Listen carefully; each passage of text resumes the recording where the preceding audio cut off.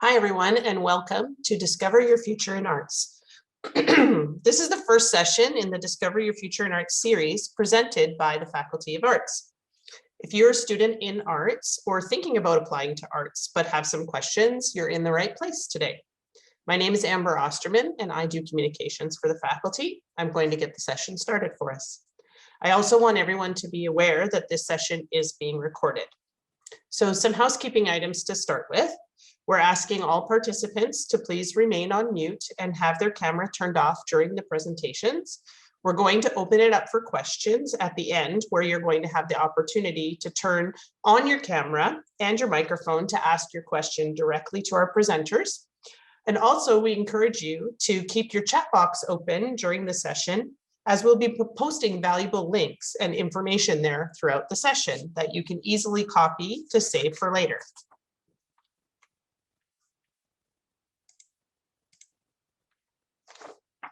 Before we begin, I'd like to acknowledge that although we are together virtually today, the U of M campuses are located on the original lands of the Anishinaabe, Cree, Oji-Cree, Dakota, and Dene peoples, and on the homeland of the Métis Nation. We respect the treaties that were made on these territories, we acknowledge the harms and mistakes of the past, and we dedicate ourselves to move forward in partnership with Indigenous communities in a spirit of reconciliation and collaboration.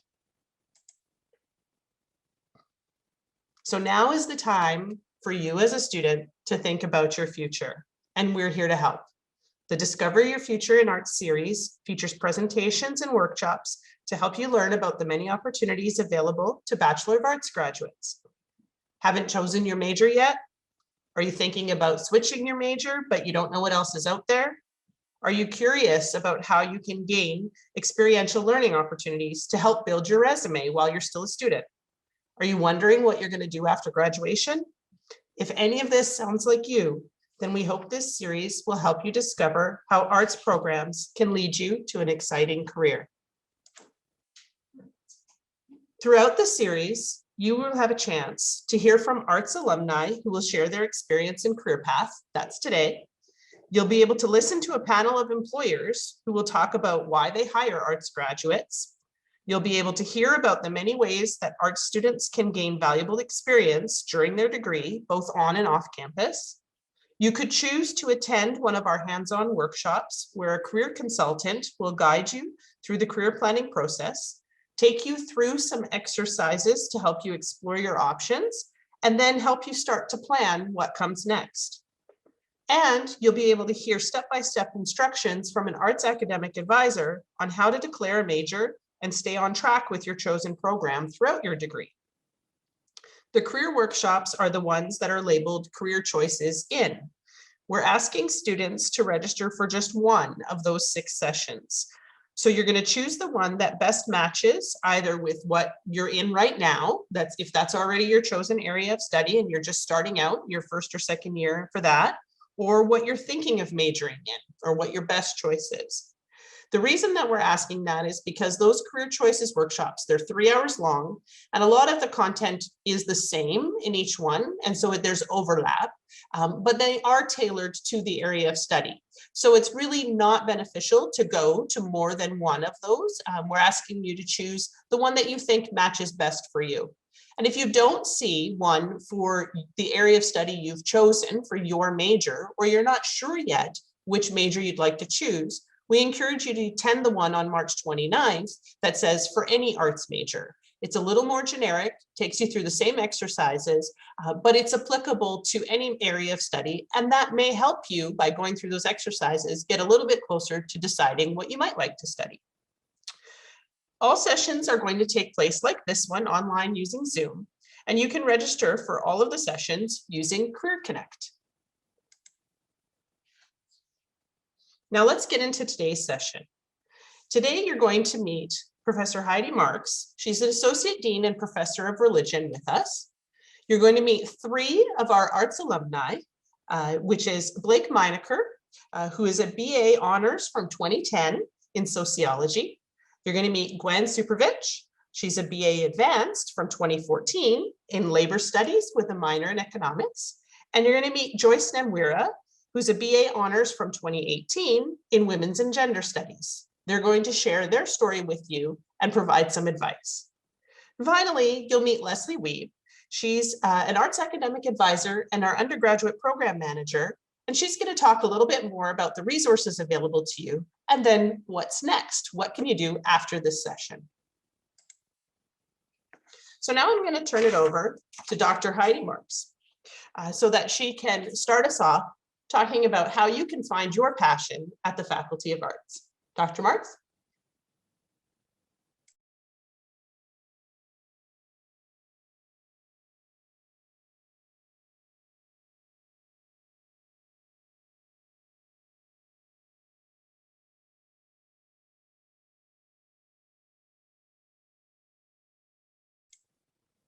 You're still muted, Dr. Marks.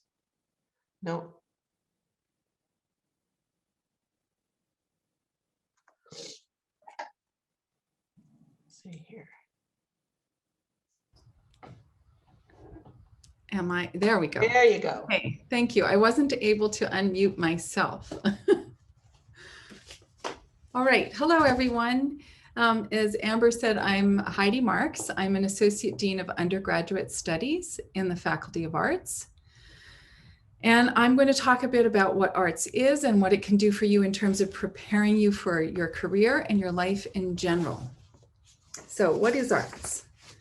Well, arts is really the place where you can study three different kinds of general areas: humanities, social sciences, and interdisciplinary studies. Now, the term arts refers to the liberal arts, a term which originated in the educational systems of the ancient classical Greek and Latin Mediterranean. The liberal arts referred to a handful of subjects that would prepare people, mostly elite men at the time, not just for certain jobs, but for all of life, for the art of living well. In the medieval European university, there were seven liberal arts: grammar, rhetoric, logic, geometry, arithmetic, music, and astronomy. These were subjects that any educated person, still mostly elite men at the time, would learn about before turning to more specific professional training as doctors, lawyers, or theologians. Although we are a long ways off from the ancient world or the Middle Ages, some of these subjects are still taught in faculties of arts today. But let's talk more about what arts looks like today. Today, the faculty is broken down roughly into these three groups. Students can study many of the same topics in all three of these areas and in the departments that make them up, but students will notice that the approach to common topics and methods for study and research differ, depending on whether you're looking at the topic in a humanities, a social sciences, or interdisciplinary studies course. Now, who is arts? Well, you've chosen a very popular place. Arts is one of the largest faculties on campus with over 4,700 undergraduate students and about 500 graduate students. We have 42 majors and minors. Arts is a place to learn valuable skills that are important to employers and will serve you well in all aspects of your life. Beyond the classroom, there are many things students can get involved in to help build resumes. Each of you is sure to find something that interests you. We have 4 departments that offer co-op programs. We also have numerous travel and exchange opportunities when those start up again. And there are student groups to join, student governance positions, and research opportunities. The Faculty of Arts is a place where you can find your calling, and we hope this series of presentations and workshops will help guide you in your search. Just so you know, we have 3 kinds of degrees. There's a general degree, which is 3 years, an advanced degree, which is 4 years, and an honors degree, which is also 4 years. Now, this is if you're going as a full-time student, but there's flexibility. You can take a bit longer, and some students do. Now, what do we study in arts? Well, here on the next slide is a list of all of the different programs of study. So on this slide, you can see all of the areas of study that we offer for your major or minor, and that's a long list. So there are many choices available to you, and we've highlighted the 4 areas in blue that currently offer a co-op option as part of their degree. Have you made your choice yet? Are you still deciding among these, or are you considering switching your major? Some students have an idea of what they'd like to study before even entering the university or the faculty. Many students decide what to major in after their first year of study. And perhaps you've registered for a variety of courses from different areas to help you choose your future major. We have many resources that can help you make a decision. You don't have to figure it all out on your own. We have our website for you to consult. We also have a YouTube channel, and I'll talk more about that in a moment. It's always good to consult with our arts academic advisors. Your professors are also a great resource for at least telling you about the programs in their departments and areas of study. And then these workshops available over the next month will also be helpful to you. So these are all ways to investigate what to study and what type of future it might lead to. Now, I'm going to focus on 3 areas of study right now as examples of what you would study and how it would help you in terms of skill acquisition toward careers, to give you a bit of an idea of what you might learn if you were to choose that area. And I'm going to talk about my own department first, which is religion. So I'm a professor in religion, and there I teach courses on ancient Greek and Roman thought, but also early Christianity. So religion in a university setting like the University of Manitoba is a secular study. It's a scholarly study of religions as systems of beliefs and practices contextualized in larger cultures and societies. So we approach religion not as though we were believers in any particular religion, but as though we were scholars wanting to learn about what other people believe and think and practice. And we see religion as part of culture more generally. So some of the topics you can study in my department, well, first you can take specific courses in different major world religions, such as Buddhism, Christianity, Confucianism, Hinduism, Islam, Judaism, Taoism, just to name a few. But then you can also study religion topically.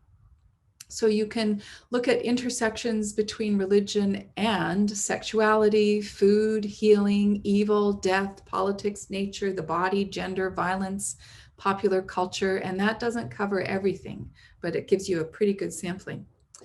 Some of the skills that you would learn in my department, you would learn intercultural awareness. What do I mean by that? You'd learn what other people from other cultures think and believe about the world. You'd learn critical thinking, you'd learn writing and communication skills. You'd also make a start on some empathy building. What do I mean by that? Well, when you put yourself in somebody else's shoes, when you try to figure out how the world looks from their perspective and their belief system, that's the first step on the path to empathy. And that's related to an awareness of different points of view. You'd also acquire the ability to ask meaningful questions and find answers to those questions through research and conversation with others. For instance, your professors, but also other students.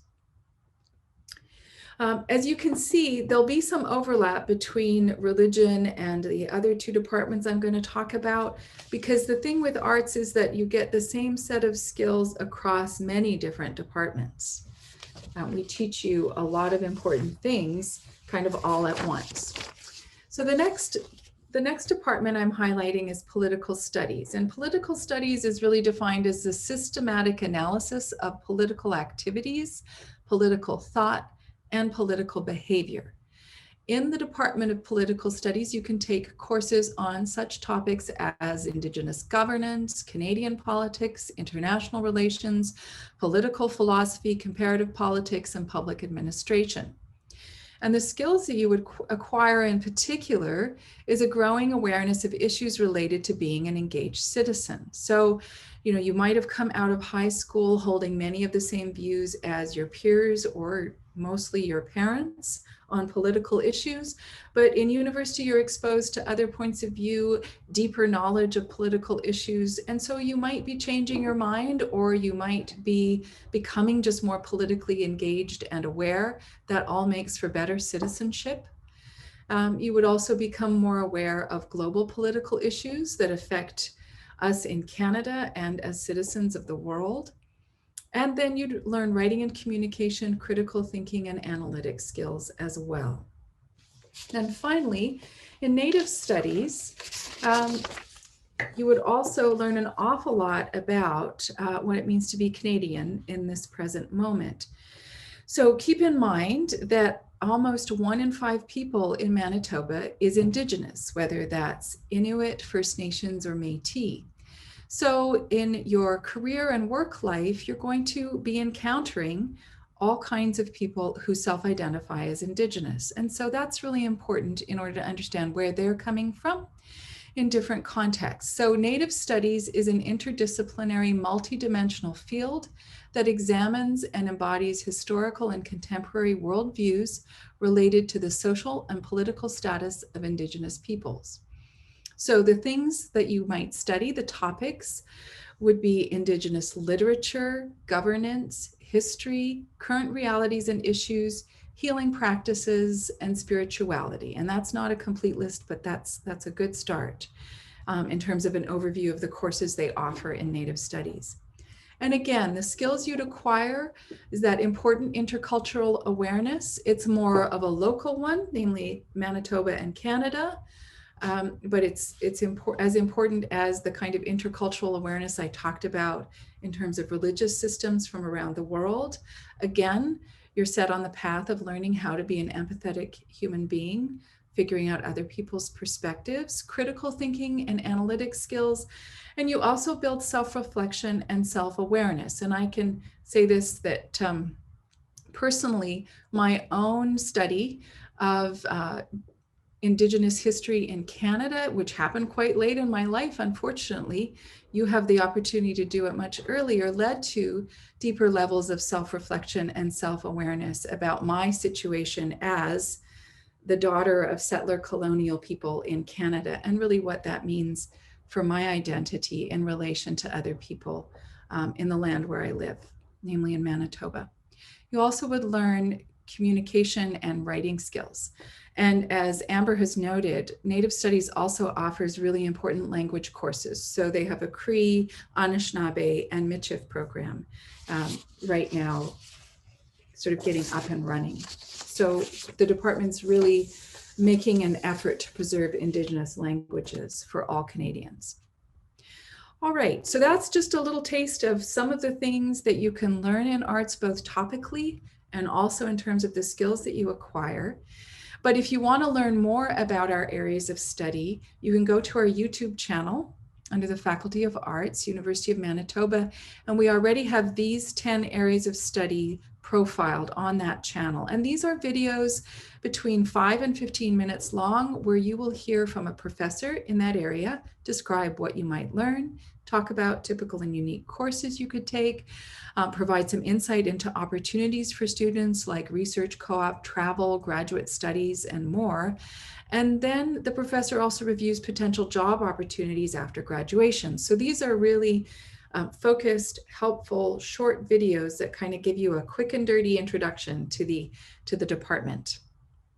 So I encourage you to visit our channel and watch a few of the videos to help learn more about each area. And we'll be adding more videos to our channel over the coming year. The goal is eventually to have a video for each of our departments and programs in arts.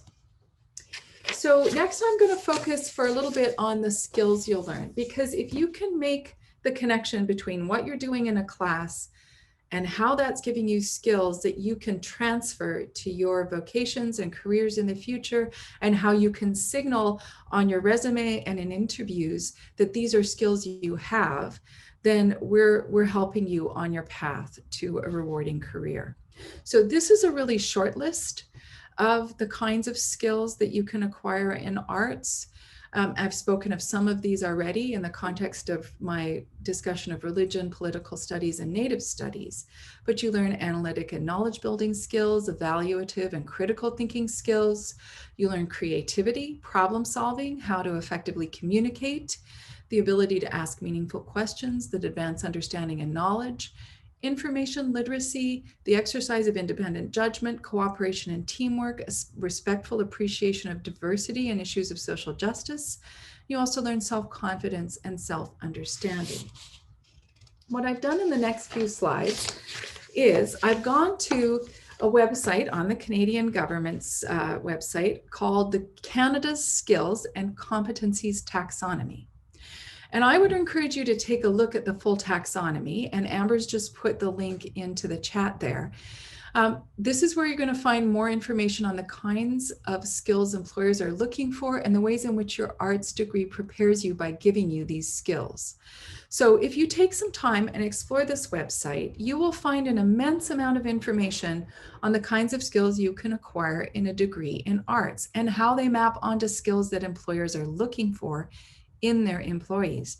This is going to help you make the connection between what you are learning in individual classes, in your program of study more generally, and in your arts degree as a totality. Now, on the following slides, I've compiled a list of the sections in the taxonomy. You're not going to be able to digest all this information in the time that I have given each slide to kind of put up and show you. But I just want you to get the sense of how much you are getting from your degree in terms of preparation for your future work life. Now, a career consultant from Career Services can also help to guide you through this information. But let's take a look at the first slide. These are foundational and analytic skills. So these are things that you're getting in almost every single class that you take in arts. And I'm not going to read through all of the next slides. These are just a digest of all the skills and attributes that you can acquire during your degree. Ones that are also applicable to a work setting and ones that we know employers are looking for. The more aware you are of the fact that you are actively acquiring these skills and abilities, the better you will be able to highlight these when you apply for jobs. So in addition to foundational skills and analytic skills, you might not be aware, but you're actually developing resource management skills. You manage your own time. You work with others on teams, namely in group projects, to task, plan, and organize. You have to monitor yourself and others in group work. And you also are involved in low-level operational and strategic planning. You're also engaged in developing interpersonal skills. We've talked about some of these already, but you have to coordinate with others. You have to manage your conversations. Some of us are having trouble with this right now. I get a lot of complaints from professors that things are going horribly wrong with conversations on Telegram chats related to courses. So you are actively having to learn sort of on the fly in this remote learning setting, how to manage your conversations with others in respectful, civil, and skillful ways. You're having to learn negotiation, persuasion, social perceptiveness, and you're learning to work with others, hopefully working well with others. But when you're, for instance, on a Telegram chat about coursework and so forth, think of this as an opportunity to practice some of these really important interpersonal skills. Then cognitive abilities. These are things that you don't necessarily know you're engaged in every day of your academic career, but you are. You are building your mental muscles in all of these areas. And all of these areas make you very capable in many, many kinds of work situations. These are a very highly desirable list of abilities that employers are looking for. And finally, this is sort of my favorite, personal qualities. This is a list I like a lot because it speaks to the ways in which you are not only developing skills for the work world, but you are potentially, if you choose to focus on these, becoming a certain kind of person, a certain kind of human being during your time in arts. You are developing attributes that make you not only a better employee, but really a better human being. You can spend your time here cultivating these important qualities that help you beyond your work life and in life more generally. And I'll say more about that in a moment. But first, let's make the connections between your degree and your future vocation or vocations, as many of you will likely have more than one job in your future. So, you may not know what your life goals are in terms of your career, but you certainly know something about what interests you and excites you. And this is the time to start thinking about how that might translate into a degree program and eventual job. But you may also be very clear about what you want to be in life. You may know that you want to be a lawyer or a health professional or an artist, writer, archivist, librarian, NGO worker, or engineer.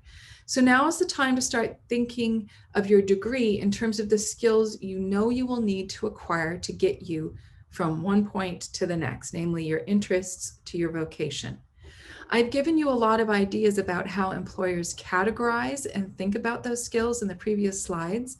So it's a good time to start making connections for yourself in terms of your courses, your degree, and also the things you do outside of class, but still at the U of M. The student associations that you join, your co-curricular activities, and your work experience. At the end of your time with us, when you earn your arts degree, you will be equipped to pursue a wide variety of exciting and challenging careers in today's changing world. Arts degree holders are in demand. Here we show you just a handful of very diverse occupations that may fit you and that you could do with an arts degree and in some cases, some related work experience. Finally, I want to emphasize something I alluded to earlier. Your arts degree doesn't just prepare you for work, it prepares you for life. In arts, we educate the whole person, not just the worker. Think for a moment, how do you become a good friend, a good parent, a good partner, a good human being? How do you pursue happiness and manage disappointment and loss? This is especially important because life is full of loss, as we've discovered this past year in particular. Some people have managed okay, and many of us have suffered a lot of grief, loneliness, and even depression. We don't acquire the skills to manage loss and work toward a good life and become a good human being by accident.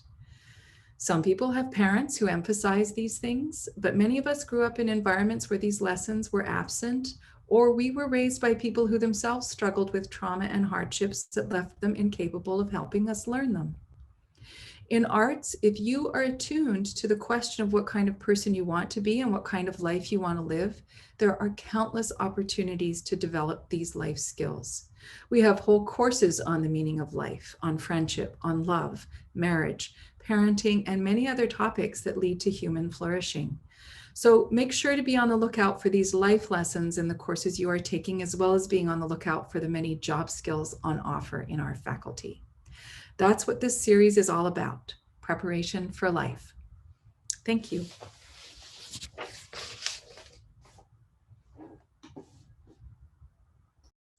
Thank you, Dr. Marks. So now it's time for us to take a little bit of a redirect, and we're going to meet some alumni. So I mentioned them a little earlier. I'm not going to do any more informal introduction for our three alumni because I'm going to let them tell their story and tell you a little bit about themselves. And so they're going to be able to share that and hopefully give you some advice and give you some information if you're thinking about going into the area of study that they chose. So we will start with Blake Meineker. Welcome, Blake. Hey, thanks, Sandler. Hopefully, can everyone see me, hear me okay? Yeah, okay, good. Let's see. Yeah, so I just got a couple notes here. Hey, my name is Blake Meineker. I'm actually an improvement specialist here at the University of Manitoba. I've been at the university for about the last year. And prior to that, I have some pretty extensive career experience in the private and public sector. But Amber reached out to me and asked to see if I could present and share a little bit of my story of kind of how I came to arts and what I've done since then with my arts degree. So I'm going to spend about 5 minutes just sort of giving you my experience and sort of what I learned along the way. And I guess afterwards, if there's any questions, I'll be happy to answer them later on in the call today. So to give you a bit of a background, I'm 37 years old. I started in university at about, I think, 2005, 2006 is when I first attended the University of Manitoba. And prior to that, I had been sort of moving around sort of from job to job. And I had ended up working at, I think, a call center. I might be dating myself a little bit, but there was a call center in Winnipeg called Convergys back in the day. It was like a really large employer, about 1,500, 2,000 people worked there. And I remember I was always sort of like a really, really outspoken and loud and sort of charismatic guy. Not to brag about being a charismatic guy, but I had sort of had this idea that all the stuff was going to come really easily to me. And I remember there working this job that I was making like barely above minimum wage. And there was this job for a supervisor position or something there. And I applied for it. And I was like, falsely confident in my abilities to get this position. And so I applied for it and I interviewed and it went really, really well, or at least so I thought. And then afterwards they picked somebody else, obviously, because at the time I was basically someone who was, 20 and had no career experience, really no education, and like wasn't a really great candidate for for that job. And of course, like I didn't see any of that stuff at the time. So I was like pretty upset. And so I cracked open the newspaper because that's what you did to look for jobs back in the day there, especially when you didn't have the education or skills. So I started looking for all these jobs, and what I found out was, there wasn't really a lot out there.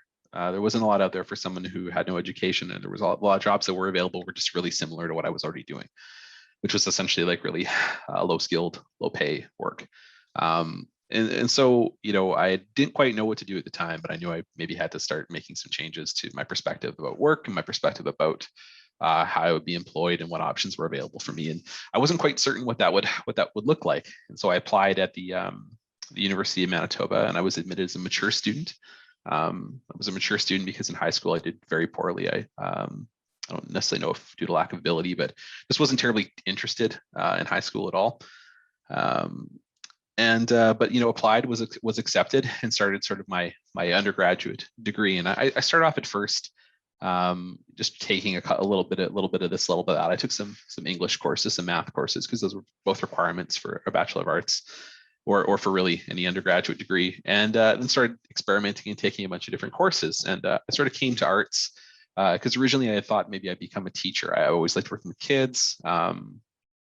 And thinking I know a lot of things about a lot of things, which I don't really, but I thought maybe that would be a good path. And as I started taking some of these courses, I think my first semester I took history, I took some English courses, some literature courses, and I took sociology. And I had this idea that maybe I'd be like a history and an English teacher, maybe do high school. And the professors I had in those courses were really good. They were very interesting, but I was just bored to tears by the topic. And no offense to anyone who likes history or English, but I think what I found out very quickly is those are like more like casual hobby interests for me than things that I would make a career out of. And so at the same time, I had a sociology professor who was just really engaging and just made the topics we discussed like really come to life and really relatable. And so I switched my thinking really quick. I guess in about the second year of university, I was like, the sociology thing seems really interesting. And I would talk to the professor, and they were like, well, we have this honors program that's available, which is a 4-year degree. And I had no idea what that was. So I started exploring it more and thinking about some of the things they would do. And I wasn't quite sure what I wanted to do for a job or a career at the time, but I pursued it. And so I ended up doing the 4-year honors degree here, which is the 3 years of undergraduate study, and then a thesis here on the end where you do, I guess, a bit of a research project and write a short thesis on that, and graduated in about 2010.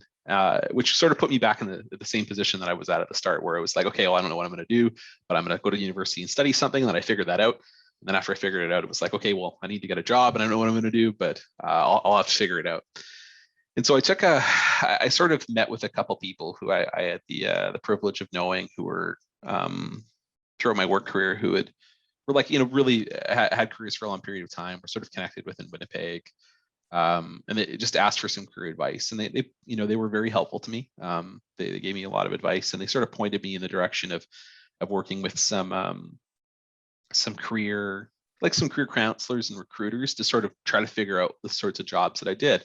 So as I met these people, I was sort of telling them some of the things I was good at, and what Dr. Mark said about all those skills, I found a lot of that to be really true. So I stopped saying things like, oh, I have a sociology degree, but started talking about more skills I had.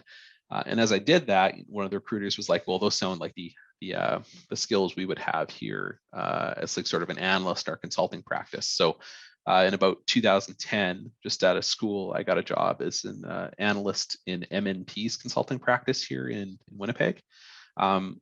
And I think the reason that got me the job largely was these skills that Dr. Marks was talking about, this specifically the analytical skills, critical thinking skills, the ability to like synthesize large amounts of information, your writing skills. Those are skills that I've found over the course of my career that a lot of employers are really looking for. And they're not skills that are as common as you might think. Like if you're in university, you're thinking, oh, I'm writing papers, I'm researching all this stuff. So certainly anyone can do that. When you get out into the working world, you find that that's not really true.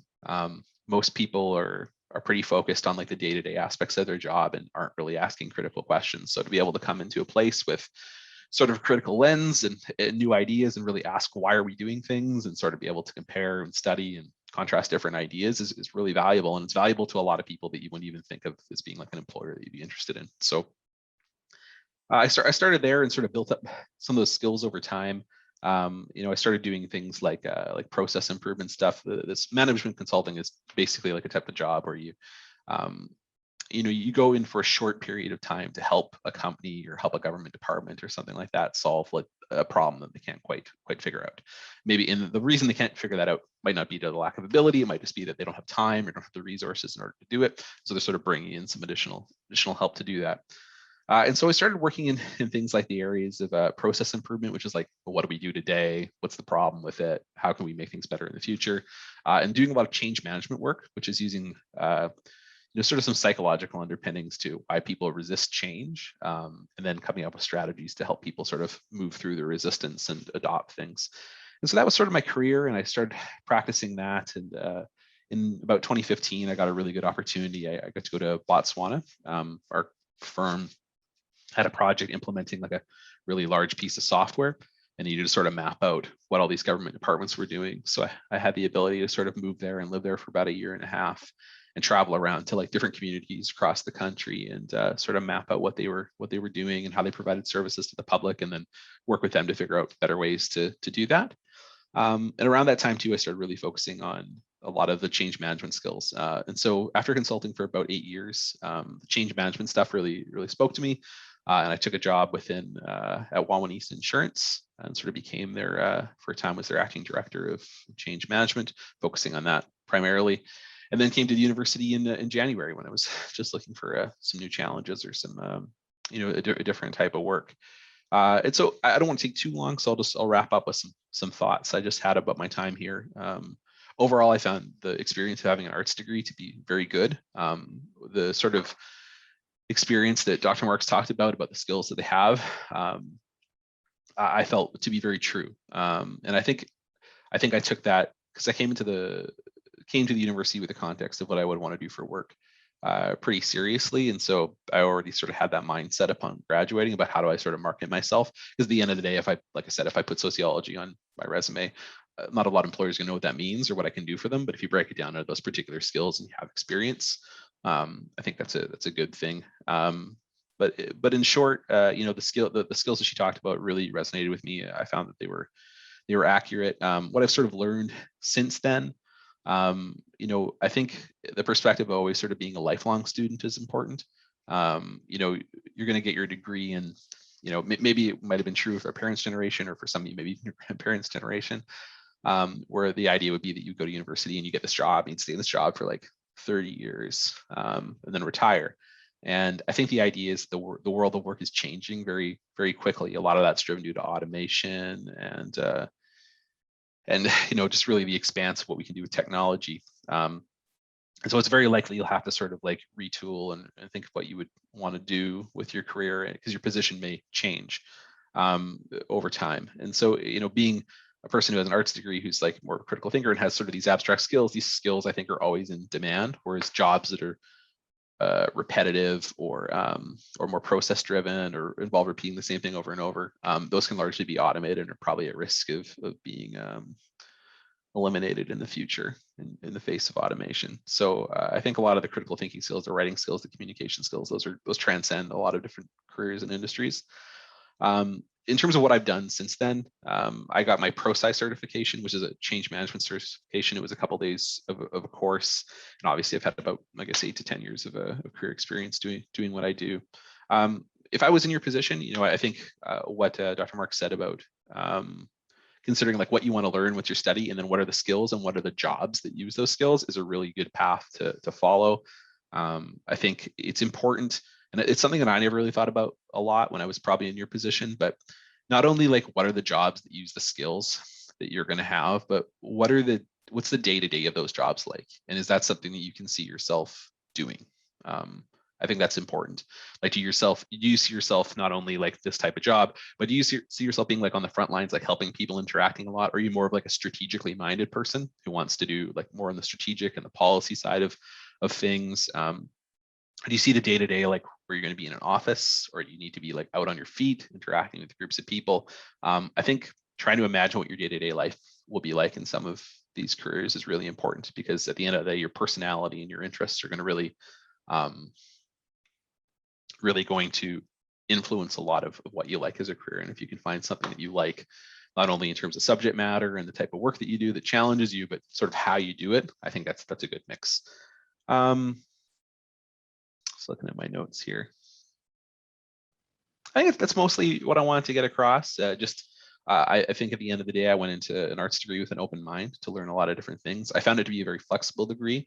In addition to my field of study, which is sociology, which I did the honors program, I was able to take everything from history to some of the religion courses Dr. Marks talked about, to fine arts. I took a lot of took some design courses in the summer one year. Yeah, I think at the end of the day, just keeping an open mind and opening yourself up to the arts experience was really good. At the end of the day, maybe just to close, some of the things I didn't get from my degree, I have this down here as a note. I think it's also important to keep a mind, to be critical of sort of what skills, if you're looking ahead to certain careers, you don't have. And at the end of the year, the end of the day, what maybe the degree isn't going to give you a whole lot of experience in. So on the skills that Dr. Marks, and she touched on this, where some you'll get some experience on, some you get a lot of experience on, depending what your area of study is. The areas of, I think, like leadership, teamwork, those things are really important too. And so I think it's important to probably, in addition to your degree, have some volunteer experience or career experience as well. These don't have to be anything major. You don't have to get a job that's like your lifelong passion. You're going to do this job while you're in university, but just the ability to interact and be a part of a team. Especially if maybe you're coming to university straight from high school and haven't had a part-time job as a high school student. I think it's important to have that on your resume, because a lot of employers are going to be looking for somebody who has a little bit of experience. Doesn't have to be a lot, but something there would be good. But yeah, anyway, I'll just wrap it up there. Really great experience for me. Really liked it. My experience here, I have nothing but positive things to say about the Department of Sociology and the University of Manitoba, and the education that I received, and I use the skills that I got as an art student every day. Thanks very much, Blake.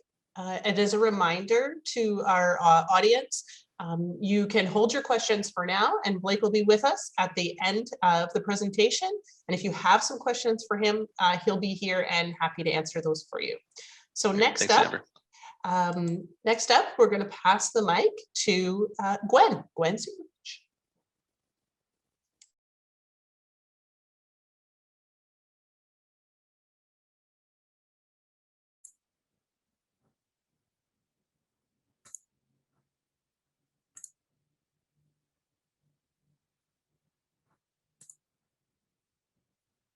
Hi there. So I'm Gwen Supervich. I have a degree from the arts program. I graduated in 2014 with a major in labor studies and a minor in economics. I took at the time what was the placement program, so the four-year degree, which is sort of the precursor for what I understand is now the co-op program that's being offered. And through that, I had a placement with the Workers' Compensation Board of Manitoba. So currently I work as a union representative with Unifor Local 191 here in Winnipeg. Just a little background information, since I know not everyone is well-versed in the world of unions, but unions are organizations that represent workers in a specific field or a specific workplace.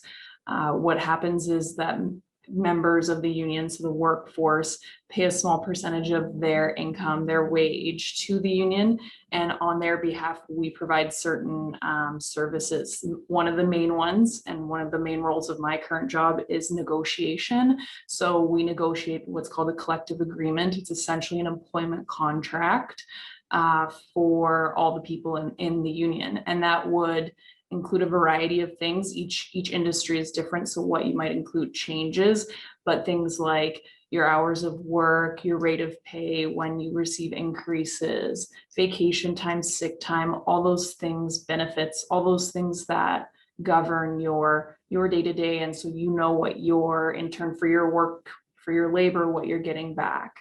And then we enforce that contract. So obviously a contract that can't be enforced has no real purpose. So that's our other half, is when we finish negotiating it, if it's not being upheld on the employer side, then we make sure that they follow through and get you what you're guaranteed for your time and your labor. Another part of what we do is if a member of the union is facing disciplinary action, that we represent them to make sure they're treated fairly, that things are investigated properly, they're not let go unjustly or disciplined unjustly. So those are sort of the main components of my position. I've been working for labor organizations for a while now. I started full-time after I finished my degree. So in about 2015, I started working full-time in a variety of roles. This current position I'm in now, I've been in only actually since the beginning of December. We represent workers in a variety of industries. Unifor is very manufacturing based. My local specifically, I'm responsible for a lot of office workers at nonprofits, different types of nonprofits, school bus drivers, and people who work in newspapers. And I represent people who are across Canada. So people who work in Alberta, people who work in Thunder Bay. It's not just Winnipeg based. Prior to that, I was working in a similar role in a job in Saskatchewan for a different union that represented healthcare workers. So licensed practical nurses, all the office staff, anyone who worked in environmental services or in the kitchen. So the type of work that the people do that we represent can be really quite varied, and that changes my role as well quite a bit depending on the industry the members work in.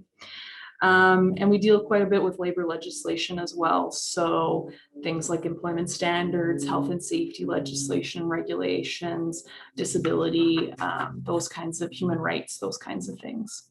So how did my degree help me get to this point in my career? Well, when I started the labor studies program, I actually came to U of M specifically with that program in mind, and managed to stick with it.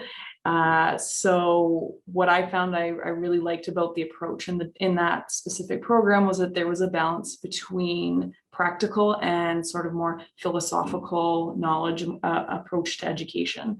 And what I mean by that is we looked at things that I definitely use now, day-to-day skills that I learned, that I use in my work now and have since I graduated. And that would be things like how to interpret legislation, how negotiations work. I had never negotiated anything when I started university. I had no idea.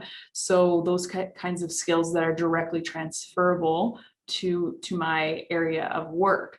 But then I also looked at larger picture things, things like how we learned about how globalization has impacted the workforce and changed work. Things like how women entering the workforce in the last 100 years has drastically shifted the working world. I had a minor in economics, and obviously money makes the world go around a little bit. So knowing how our larger economy affects individual workplaces or industries, incredibly important when we're trying to negotiate things like wage increases, or maybe something else that might be a financial benefit without specifically being wages. You want to look at the situation that's currently at hand and try to predict what going forward in the next 3, 4, 5 years is going to be important to your workforce. So these are sort of my experience that we looked at two sort of aspects that really for labor studies was specific to help me grow in a career. I particularly liked labor studies with this double sort of focus, being that I felt the degree gave me lots of opportunities straight out of university to work and work in a field with my expertise. I know other grads of the labor studies program have gone on to graduate school, graduate studies, or to law school, or to get their CHRP certification, which is a human resources certification. And those are great choices for people depending on what they want to do career-wise. But I don't want to say I didn't enjoy my time at U of M, but I'm not an academic on a personal level. I don't enjoy being in school. It's not a personal, it's not against the U of M or the program. Everyone there was wonderful and supportive, and I am glad I pursued my degree, and especially at U of M. But I'm just not personally someone who thrives in an academic environment. I prefer to be working and hands-on, and I enjoyed having a degree that I felt set me up for success in that way. A degree alone, as was mentioned, and I'm sure as students you've heard before, isn't the only thing that's going to help you get ahead in your career. It's a piece of the puzzle. It's a component. Certainly, I've been told that having a degree is incredibly important for the jobs that I've been offered, the opportunities I've had. Because some of this is stuff that we learn on the go, right? I maybe learned how negotiations work, but until you've actually been thrown into that, it's a different experience. It's one thing to learn about disciplinary hearings. It's another to represent somebody in them and actually figure out what works for you and take those practices into the real world. But having that degree background is what has made me more competitive in this field than some people who have maybe done similar things with their unions, but haven't had the educational piece to back it up as well. I also found something that was incredibly important for me was I took a lot of short-term opportunities while I was pursuing my degree to get experience, not only to add to my resume, but to help me decide what avenue I wanted to pursue. Like I said, I know other grads from this program who have gone to work in other fields, some for government, some for nonprofit organizations, some for unions. So there's a lot of different avenues. There's not one right or wrong thing to do with your degree, but you have to figure that out for yourself. And I did that by, I took a short-term job at the Canadian Labour Congress one summer and did research for them on minimum wage. I took another short-term research project for the Winnipeg Labour Council that focused more on local politics. I worked as the teaching assistant at the university in my final year, which also made me a member of a union for the first time and gave me experience that way. So while all those things added to my resume, they also gave me insight into where do I actually want to take my degree, because there's so many options and avenues, and there's not every option is right for every person. And I also found a willingness to be flexible and look for those right opportunities. Like I said, I previously worked in a healthcare union out in Saskatchewan for several years. So, I took that opportunity because I felt it was the right choice for me. Same thing with that summer job at the Canadian Labour Congress. I moved to Ottawa for a couple months to take that job. So it was really about assessing how I wanted to use my degree and then what opportunities I should take to get to that. And in terms of continued education, I've said I'm not an academic personally, but there's lots of less formal versions of education in the labor movement. So things like the Meyer Labor Conference is a large conference where labor law and changes in labor law are discussed annually. I don't know if they're going to do it virtually this year, but that was based in Winnipeg, and I got the opportunity to go to that as both a student in the labor studies program and once I was working in my career. Recently, I've taken a course on how to identify people who might have suicidal tendencies and how to support them. So, there's lots of options in terms of education. So I hope that gives some insight into what my degree did for me and where it led to my career going. And I hope that helps you guys with some of the decisions that you'll be making in the future. Thanks. Thanks very much, Gwen. We certainly appreciate the insights and the detail about some of the things that you've chosen to help you, enhance your studies and the courses that you took. So now we're going to move on. Again, we'll be able to ask Gwen questions at the end. We're going to move on and we're going to meet Joyce Namwira. Joyce, if you can unmute yourself and turn on your camera and we'll hear Joyce's story. Hi, everybody. Can you hear and see me? Okay. So I like to have interactive presentations. So if I ask a few questions and if you feel comfortable, feel free to use the reaction function to answer. As was said before, my name is Joyce Namwira, and I did a Bachelor of Arts degree, an honors degree, graduated in 2018, and my major was in Women and Gender Studies.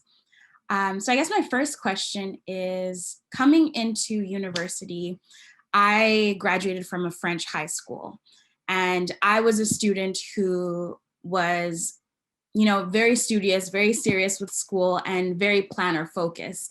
And I was wondering how many of you can say that you know exactly what you want to do, you have a plan, and you're ready to stick to it. And if that's you, give me a thumbs up reaction.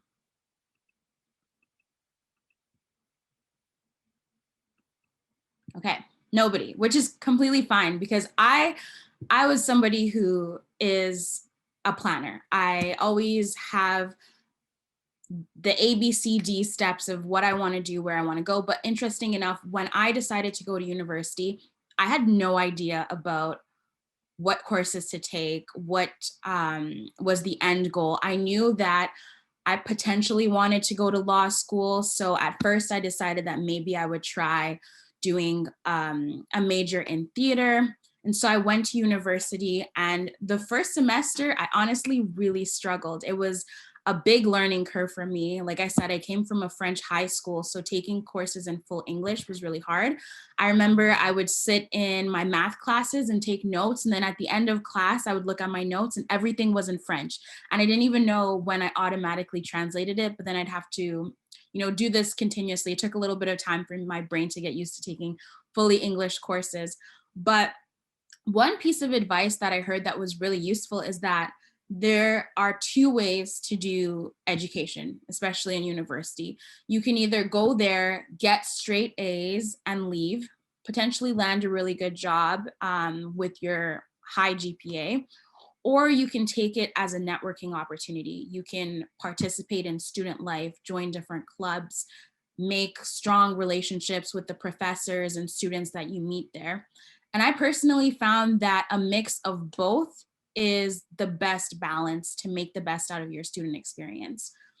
So I remember my first intro to university class, my mom has suggested that I take this course because it was a good way to kind of show me what kind of expectations they were wanting in terms of how to write an essay, how to do critical thinking, a lot of things that I had no experience doing or using in high school.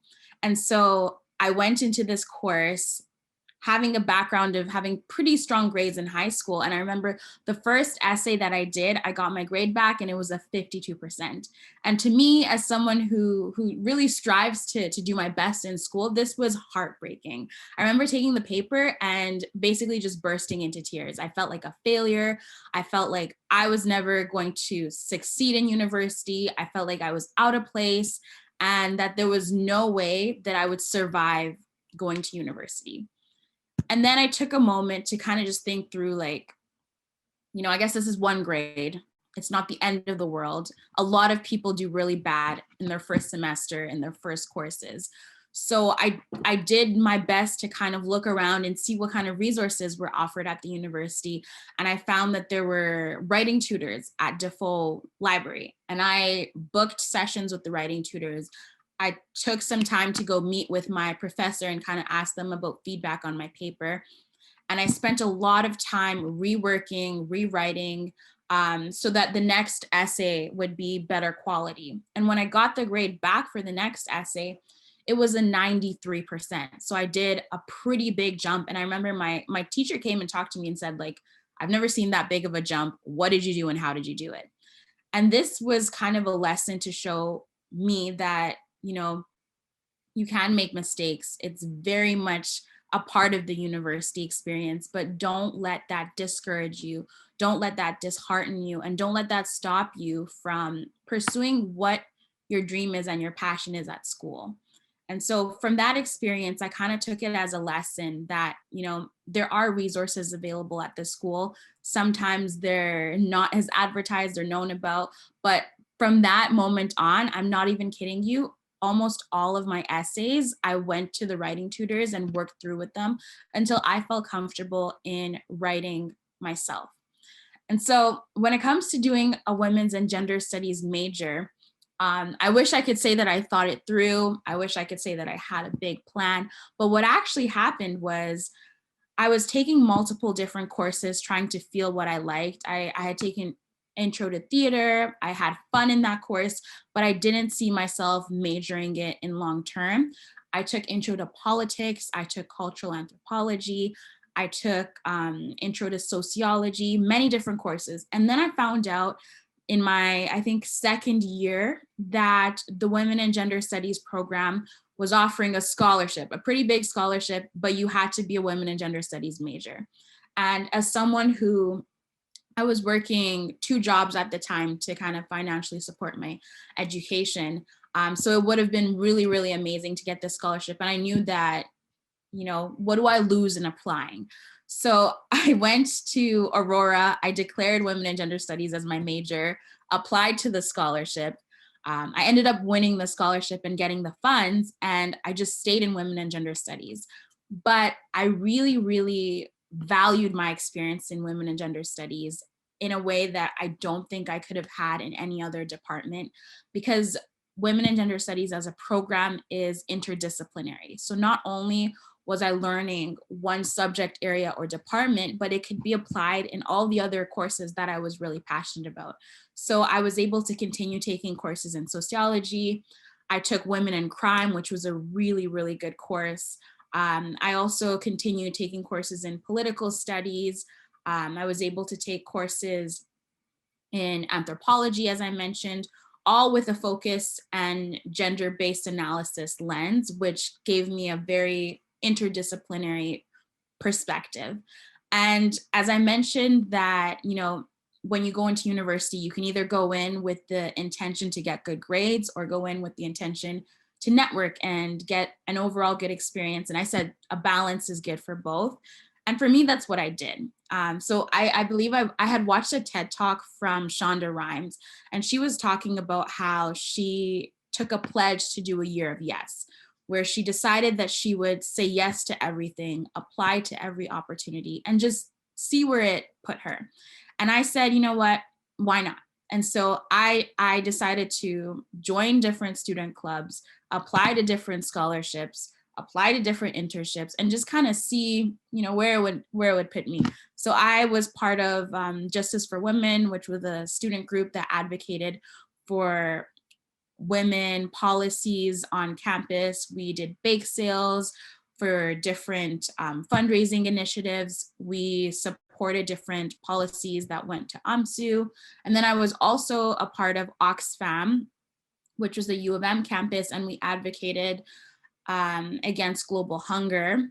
And then I also, for fun, took like salsa classes. There was a Latin group that was on campus, and I felt like it was just a way for me to kind of put school aside and learn how to salsa. And then I ended up applying for a program called the United Nations Summer Intensive Program, where the University of Manitoba sponsors a couple of students, and then they get to go to New York, where's the UN headquarters, and do a summer intensive program there. I applied and I didn't get it. And I was a little bit devastated, but I figured, you know, if I can't go through the university, maybe I can apply as an independent and figure out how I'm going to pay for it. So I applied as an independent and I was selected. I ended up going to New York for the summer of 2017. And I participated in like different really cool sessions with public servants. We went to a security council briefing. I got to meet students who were passionate about human rights from all across the world, everywhere from Africa to Latin America, Europe, the United States, Canada. And some of those people I'm actually still friends with today, but this really opened my eyes to what kind of experience I could have in terms of human rights and gender policy. And so I continued with my women and gender studies degree. And as I was getting close to my end of my third year, I I decided that I would try and do the honors program just in case if I end up deciding to do a master's degree. And the honors program required that I wrote a thesis, and I decided to write my thesis on policing against Black bodies, talking a little bit about the female victims of police violence that we don't always hear about. And this was a really rigorous experience in the way that it taught me how to research. It taught me how to kind of take different theoretical arguments and put them in conversation with each other. It taught me how to do critical thinking, and it really, really strengthened my writing skills.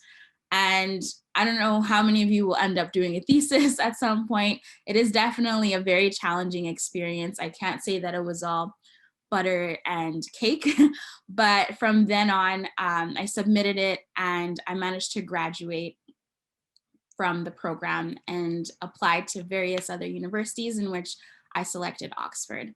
But to kind of just wrap up everything I just said, sometimes some people have a really straightforward path, and other times you can try different things that may not work, but don't let that stop you from continuing to try new things. There are so many different opportunities that you can reach out for throughout the arts program, and so many different career possibilities. And I'm happy to talk a bit more about it in the question and answer portion. Thank you.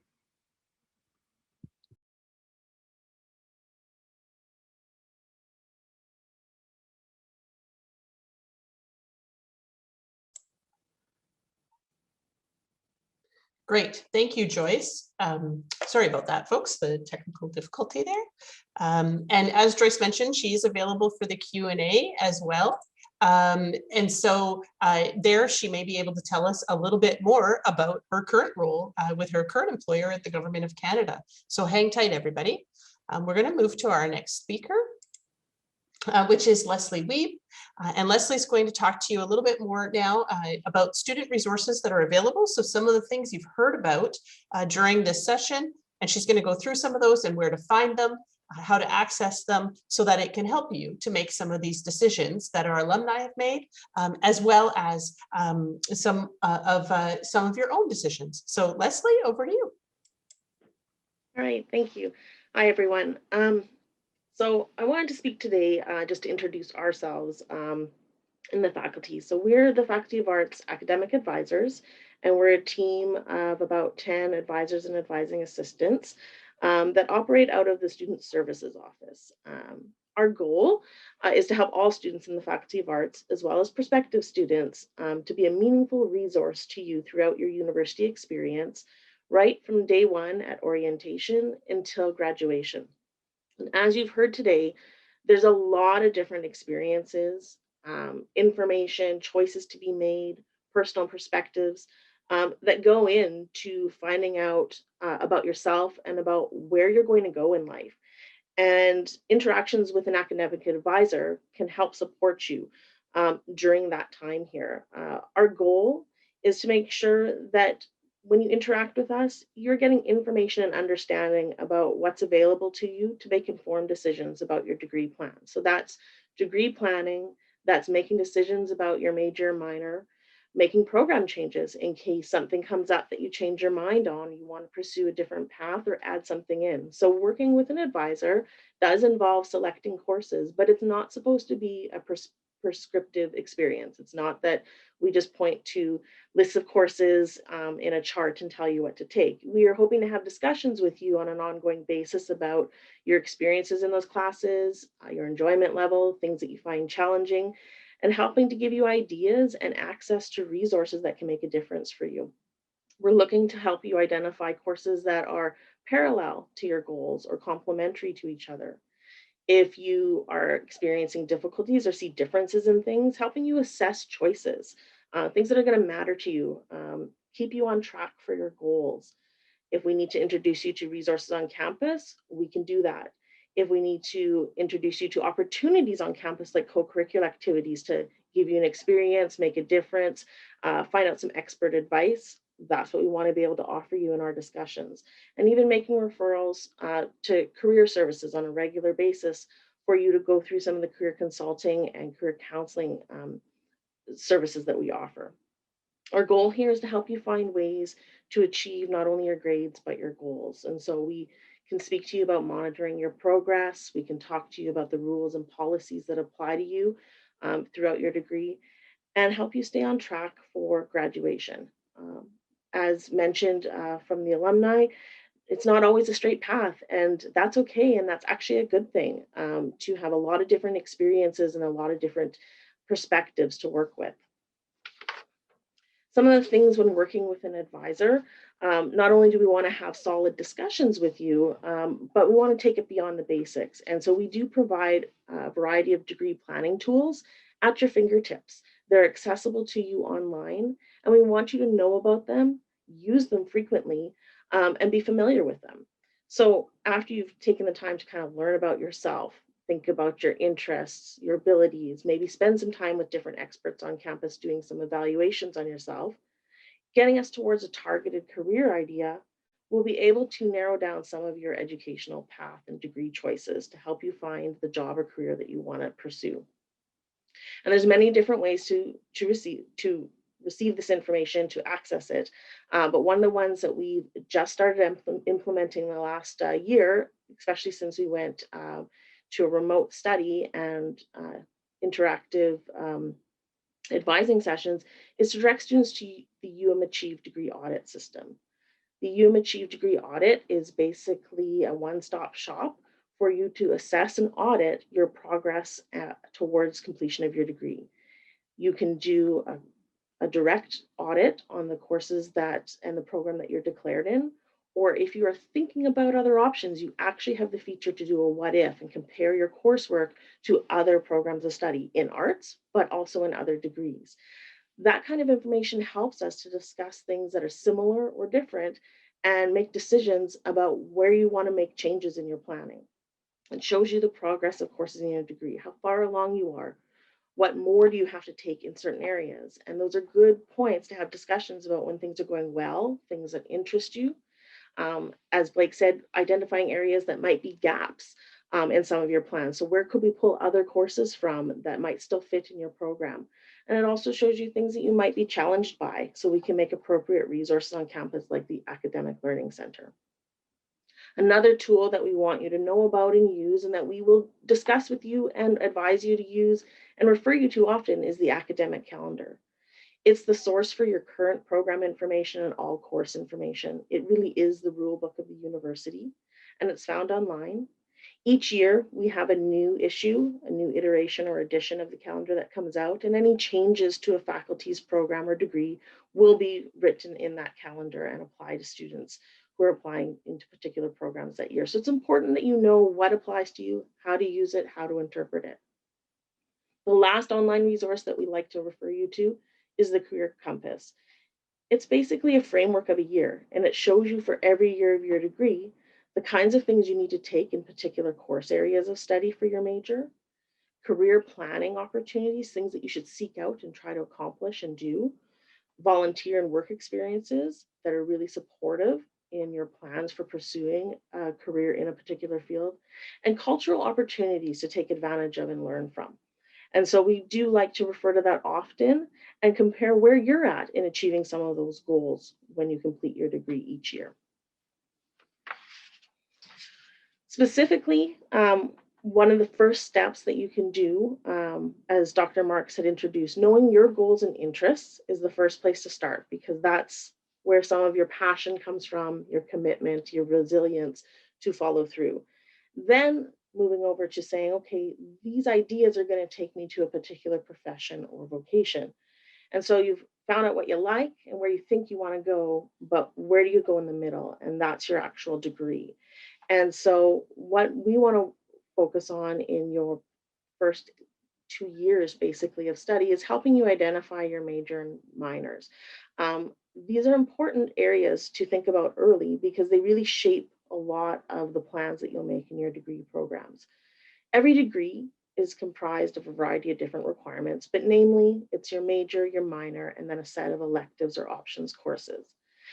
When you break that down, it does turn out that your major or your intended honors field of study ends up being about half of your degree. So that's a lot of work and time out of a 3 or 4 year span of coursework to be focusing in one area. So you want to make sure it is the right choice for you. It's important to take advantage of choosing the right major early on or taking the steps to get to that decision. There's a lot of advantage to declaring your major and your minor early. The first thing is that it does determine the program regulations you'll follow. So as I mentioned, each year, a new iteration of our academic calendar is issued, and that's where changes to any programs are announced. And these are the rules and changes that students need to follow. So when you declare a particular major, you've now secured your rule book so that if anything else changes in the program later on, you still know what it is you're attending to, and all of your coursework and all of your decisions go back to that one particular year that you declared your major. That's important because you don't want to be spending time being undeclared, thinking that you're following a particular set of course requirements, just to find out later when you actually take the step to declare the program had changed 2 years ago and what you've been doing isn't the right coursework. And so we want to stay on track and be very aware of how to achieve our degree plans appropriately. The other benefit to declaring early, besides not taking incorrect courses, is access to courses, course space. You may remember, depending on what you were looking to register in this last year, but August is always the time where reserved space is released. So up until that point in time, certain faculties and courses and declared majors are able to hold space for students who are actually in their programs. And this is part of sequencing and allowing students in first year courses to move into second year courses and third year courses in a planned way. If you're not declared in a particular major, you don't belong in the Aurora record system as a student in that faculty, and you will be blocked from getting access to space in courses. And so being able to make that decision and declare opens up some easier opportunities for you to actually register in courses you want to take. Another benefit to declaring your major, not only being part of that department, but also being eligible for opportunities for awards and scholarships that can be issued to students of that particular major. So that comes with some financial benefits for some students. And again, like we've heard from our alumni, they had opportunities to apply and do different things because they were part of certain majors. Lastly, and also just as important as picking courses and actually achieving the coursework and moving through your degree is your motivation. Being able to decide and stick with a plan helps you through the good times and bad times. Not everything is easy. And so although you are able to take advantage of things that you're connected with, it's easier to make it through, have grit and resiliency when you're challenged by something, when you know there's a reason or an end goal for it. It also helps you to recognize other resources you can use and why you would use them to help you stick with your plan. And so that's another part of actually being able to commit to a major, is knowing there's a reason in it for you, and it helps you through difficult challenges. So there's a lot of layers and facets and perspectives that go into choosing the right degree for yourself. And I highly encourage you to connect with an academic advisor on a regular basis. Academic advising is not required. There's not a set time, but normally at the point of you deciding that you want to make a change, seeing that you have an obstacle to overcome, or being interested in an opportunity, that would be a good time to have a discussion with an advisor about how that can come together for you. It'll allow us to get you the right information, connect you with experts that you can consult with, and take the opportunity to review your progress. We're available even when we're working remotely right now. Our campus is closed, so we're not offering in-person advising, but we are available for phone inquiry. We have advising sessions by video. We also provide advising through email. And a lot of our connections with students are variable. Sometimes they do require, a half an hour session to talk through some ideas with an advisor, and sometimes they're quick. And so we're always accessible to you and available. I suggest being as proactive as possible because that gives you more opportunity and time to get the information you need and have the time to interact with that information and make changes for yourself. In addition to our own advising offices on campus, other supports that I would encourage you to look at as being part of your regular toolbox and to interact with early on in your years of study. So if you're a first year student or going into your second year, starting with these things early on can make a bigger difference for the remaining years of your degree program. And so one of the ones that I highlight is the Academic Learning Center. And as Joyce mentioned, that was something she clicked into early on to make a change for herself. And that has basically provided her a foundation to work on for the remaining years of her program and into her career life now. The Academic Learning Center offers services to students from any year of study, first year to final year. Their programs include writing tutors, supplemental instructions, workshops, and online resources. You may be finding that in some areas your courses are not aligning with your academic or career goals, and this might be the place that gives you that leg up, that change to something you're doing, a new way of looking at something that can make a difference for you and keep you carrying on the same path, or it gives you reason and support and validation to change your path. Career services is something that is a referral that you would be using for a long time. It's not a one-stop expectation that you would go there one day, have one consultation, and you would have all the answers you need. This is something that is developed over time. It really does start with learning about yourself, your goals, your values, and transferring that into some of career planning and career exploration goals. And that takes time. That will take several different sessions, different opportunities to work with different people and in different ways. And so we refer students to career services on an ongoing basis to work through their offerings of navigating the career exploration journey, learning more about yourself, doing career consulting, and hopefully in the end, coming together and bringing your career goals back to an academic and degree plan with an advisor in our office. The other center that I refer students to is the First Year Center. And so the First Year Center, a lot of University One students are part of it already. And so if you are a University One student, I encourage you to have open discussions with advisors in that faculty. It's the same as the services and advising that I'm speaking to in the Faculty of Arts. So if you're a University One student, to use the First Year Center for these things. If you're a first year student, you're still part of Faculty of Arts, I encourage you to come to us, but there's also a lot of resources from that center being a first year student that might help you prioritize and specialize in your first year learning.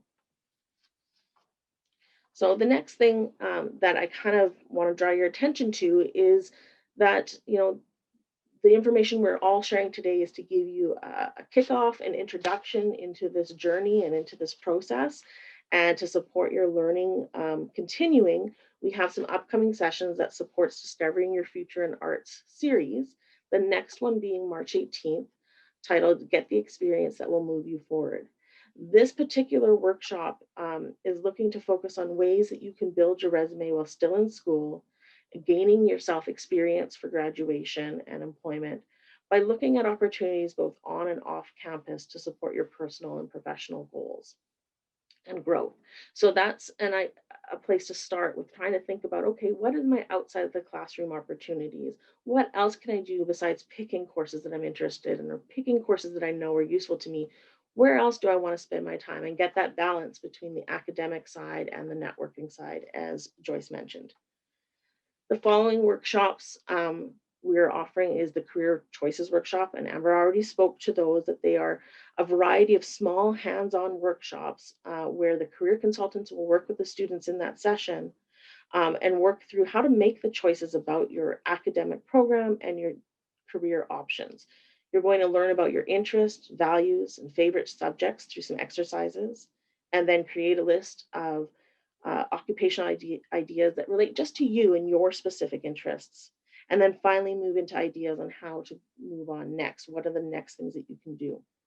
Now, these sessions have a bit of a focus for certain areas and majors of study, but realistically, the goal of the work done in these workshops is that it's for you, and it's a skill set that you're learning about how to synthesize information, do research, compare, and make decisions that are suitable for you. And so whether or not you're in a specialized session that is major specific, or you're doing the generic any arts major, you're getting the similar or same information about content in the 3-hour session, about how to work with the information you find out about yourself and use it towards making decisions that are supportive of yourself. So you only need to consider attending one of those. And then following that, we'll have another session offered on April 1st, where we have invited 5 industry professionals, including a human resource professional and an entrepreneurship expert, to speak to you about learning the scope of opportunities for individuals with BA degrees for employment, different student employment programs that you can be applying to and working through while you're completing your degree. Looking at identifying the knowledge, skills, attributes, and experiential learning opportunities that employers are looking for. So similar to that taxonomy of skill sets that Dr. Marks is speaking to. Advice on your resume preparation. So not only how to build a resume, how to properly write a resume, but even looking at what is the end goal of your resume showing, and therefore using it backwards to look at gaps that you might want to fulfill in other ways so that you have the information you want to put on your resume. The panel will also speak to entrepreneur opportunities and what competencies are helpful for anybody that's considering self-employment. And then lastly, on April 7th, I'll be hosting another session, Now Planning Your Degree. And we're going to take another step looking at, after you've done some exploration for yourself and have some career-focused ideas, how to actually take that into planning your degree. And so we'll be looking at degree options in arts, learning how to use the U of M Achieve program so that you can understand it and use it 24/7 at your fingertips from then on, and going through some of the steps to declare or change your major, and some of the other opportunities to meet with an advisor in the year. We hope that you'll be able to participate in some or all of these sessions as they're offered over the next couple of weeks. But also know that our office is open for student advising throughout the school year. So at any point in time that you are able, ready to, or have questions about these kinds of things, that's the day you'd want to start with us. Thanks very much, Leslie. Those are great resources and information. So a great way for everybody to not miss out on the upcoming sessions is to follow us on your favorite social media platform. We'll provide reminders of the upcoming sessions there, but we do a lot more on social. We remind students all the time of important dates and deadlines. We have student opportunities like contests, career information, student group events, talks by employers or alumni, and information on research and fellowships. So a lot of things that can help you as you're moving through your degree. We do course promotion each term, before each registration period. And we've just started our summer course promotion. So if you're looking for an idea for a summer course, something new, check out our social media and you'll be able to see what we're highlighting for this coming term. So now we're going to open it up for questions. You may queue up to ask a question if you have one by using the reactions button to raise your hand, or you can identify yourself by typing in the chat saying that you have a question, and then we'll open it up for you. So if you've been hanging on to something, please let us know. Now is the time. And we'll give everybody a couple of seconds to see, just in case if any questions come through as you're thinking of something. Haley's going to help out with seeing if anybody has their hand raised. Don't be shy. While you may be thinking of a question, I'm going to ask one. Gwen, I'm wondering if you can come back on for a second and talk to us about, you talked about your work placement that you did while you were still a student as part of labor studies. Can you tell us a little bit about, just really quickly, the value of a work placement or a co-op position? How good of a reflection is it of what full-time work will be like? Yeah, so I thought it was a great introduction into some of the avenues that the degree gives you job opportunities. Like I mentioned, I had some opportunity to work with unions, but I hadn't had opportunity to work with organizations like the Workers' Compensation Board. So it gave me insight into an area I didn't have a lot of knowledge of. I think they're really important in terms of gaining experience for your resume. I was lucky that I definitely was able to get some work opportunities while I was pursuing my degree that were related, but not everyone can or has the opportunity to do so. So it definitely adds to being able to say, you know, I understand some of the components of how my degree will translate because I used it in this placement. I saw how my degree was important when I was in my placement at workers' comp, or how those skills translated into that organization and why they would be looking for somebody with those specific skills. So it was definitely helpful, and I would encourage others, if their chosen program offers a co-op or some kind of work placement, to look into those opportunities. Thanks very much, Gwen. Joyce, I have a question for you. I'm just wondering if you could tell us a little bit. So now you've just recently started working for the Government of Canada for minister. And I'm wondering if you can tell us just a little bit about what you do in that role and how you came upon that.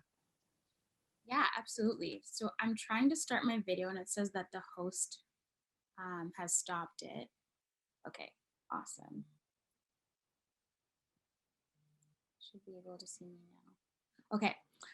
So yeah, I currently work for Minister Miriam Monsef, who's the Minister of Women and Gender Equality and Rural and Economic Development. I have just been in this role. I'm still new for 2 weeks now, but it's definitely a role that I have wanted to be in for a while. And the way that I kind of came across it was that in 2018, I did a summer leadership program in Ottawa, where I was an intern in the Department of Canadian Heritage. And through that program, we were assigned mentors, and I worked closely with someone who gave me really good advice and said if I ever wanted to come back and work in government after I finished my master's degree, to reach out and he'd be happy to give advice. So luckily, as it happened, there was an opening in the ministry and I applied and I went through and I was able to get the job. But this is highly because of the background that I have in gender studies and the research that I did in my master's. Excellent. Thanks very much. This is for all 3 alumni, and you can kind of take turns if it's applicable to you. You've mentioned a little bit about it when you talked, but what about, we've mentioned a few times in today's session, you know, volunteering or participating in things when you're a student, whether it's part of a student group and being part of governance, or whether it's volunteering for one of the open houses where prospective students come in and try and learn about the Faculty of Arts. What kind of things did you volunteer for to get started, to get your feet wet when you were still a student, to help you gain some of those experiences, but not in a work setting?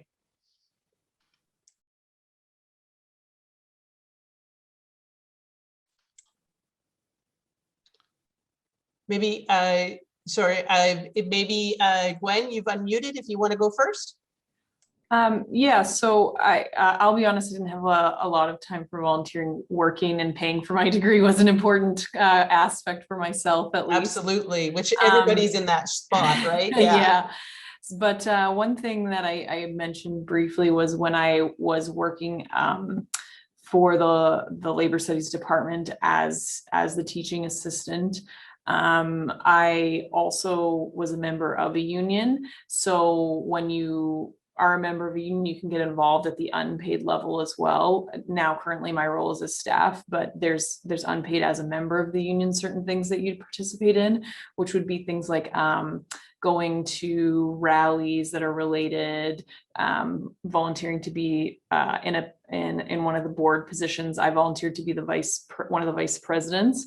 So that was, I mean, very specific to my work life, but it was a role that I volunteered to take on because I wanted to see if unions were an avenue I was wanting to pursue long term. And in the end, that was probably some of the most valuable experience I received, because it did give me the insight that, yes, this is something I would want to pursue long term. So that was sort of a unintended side effect of some of the work that I took on at the university, that I then became a member of that union. So it was very eye-opening for me in that regard. Great. Blake, did you have anything to share? Yeah, just that's a good question. I think I had pretty varied experience. I'd worked prior to going to university, but you're looking for volunteer stuff. In my last year, when I was younger, like when I was still in high school before I went to university, I was in the Air Cadet program. And I stayed in that till I was 19 years old. And then in my last year, when I think I was about 25, I went and started volunteering with the squadron that I was a part of, and I ended up actually joining the Canadian Forces, and I'm still a member of the Canadian Forces and the reserves. And that's been like a pretty great experience for me. There's lots of training that was available through that. Right now, my current position is I'm the commanding officer of the Air Cadet unit at 17 Wing Winnipeg. And I'm in the third year of my my term doing that. But I started doing that just like in a very simple, very junior role back in my last year when I was in my thesis year. Like was mentioned, I work full time while completing my undergrad degree up until my thesis year, in which I took some time off to focus on that. So. But I did volunteer in that. I also volunteered. There was a student conference for a lot of the honors thesis between human ecology and sociology that was put on by two of the professors who were married. One was in sociology, one was human ecology, and I volunteered to be on the committee to help organize that. Yeah, and just volunteered like some small stuff around the community, like nothing major, but a couple experiences like that look pretty good on my resume, I guess, in the grand scheme of things. Absolutely. And it shows that you can volunteer in small ways. It doesn't have to be huge if you are working as you're going through your degree, or you have other demands on your time, right? Maybe you're a caregiver for someone in your family. Maybe you have kids of your own, right? So it just shows that there are many ways to get involved. Sure. Joyce, maybe yourself, if you want to give us one or two examples. And I know that you're a member of a board right now, so you're continuing to volunteer. Yeah, absolutely. So I did the most when I was in university. I think I volunteered a little bit too much, but that's because I am an extroverted person and I really love the community that I formed in the different student groups I was a part of. So I was involved, like I said, with Oxfam, the University of Manitoba chapter, Justice for Women at the University of Manitoba, as well as very involved with the women and gender departments, different activities, conferences, festivals. So that's what I did throughout my undergrad. And it wasn't necessarily to land me a job. It was genuinely because I liked the people who I was surrounded with in those environments. And I kept a lot of those friendships. And right now I'm currently the director of programs for the Congress of Black Women of Manitoba. So it's nice that I'm able to transfer some of those leadership, public speaking, public relations skills that I developed while in my time at university, and now use it in a capacity where I can serve the broader community in Manitoba. Excellent. Thanks very much, everyone. So I'll give a last call for any questions from participants, either raising your hand or doing it through the chat. And if there's no other, then that's good. Okay, so I'm going to thank everyone for joining our session today. I want to thank our alumni speakers for joining us, taking time out of their workday to join us, and of course, Dr. Marks and Leslie Weeb. I want to encourage those of you watching to register for future sessions in the series to help you get the most out of your degree and to help make that connection that Professor Marks spoke of earlier. Thank you, everyone. I want to remind you, you can register for those sessions on Career Connect. I've put the link to the registration page a few times in the chat today, so hopefully you were able to copy that. I hope everyone has a wonderful day. We're going to see everyone another time, and I'm going to end the recording now and end the session.